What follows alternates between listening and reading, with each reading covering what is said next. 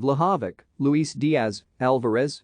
Man United board refused to sign forward in January, Rangnick. Manchester United were left short of attacking options due to the board's refusal to sign a forward late in January, according to Ralf Rangnick.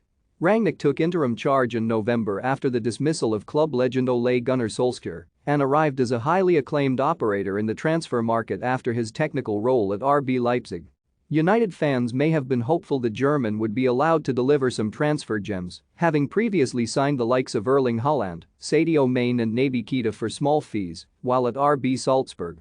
However, United were instead left with a shortage of strikers after the unsettled Anthony Martial was loaned to Sevilla and Mason Greenwood was suspended indefinitely by the club with 3 days left in January. Rangnick eyed moves for Dusan Vlahovic, who subsequently left Fiorentina for Juventus, Manchester City-bound Julian Alvarez, and Luis Diaz, who joined Liverpool from Porto, but none came to fruition.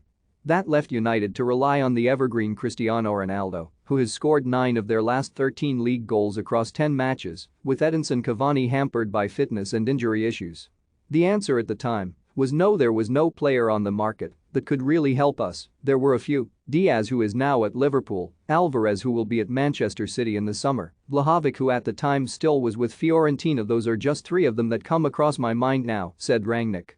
We had 4 days off at the time, and on the Sunday I was informed about the issues with Mason Greenwood, and obviously Anthony Martial had already left.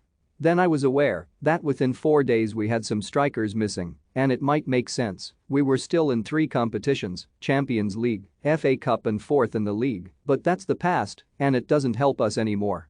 I spoke to the board and said, shouldn't we at least speak and try and analyze if we could get a player either on loan or as a permanent deal, but in the end the answer was no. I still believe that we should have at least tried if we would have found and been able in 48 hours. 48 hours is short notice, but it's still 48 hours. It might have been worth to try and internally discuss, but we didn't, and it was not done.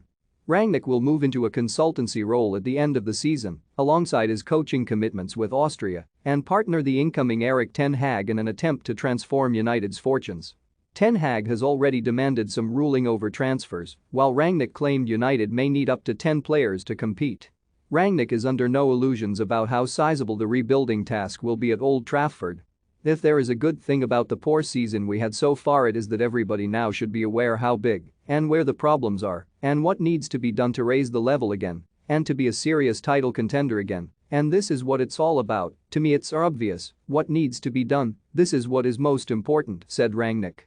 If there hadn't been any problems before I came, I wouldn't have come. Probably Ole Gunnar Solskjaer would still be sat here answering your questions.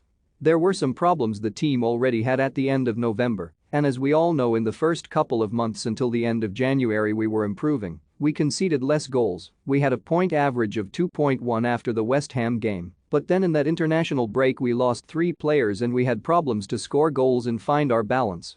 Now it's time to look ahead. Now we have 2 games to play to play as well as we possibly can, get as many points as we possibly can out of those 2 games.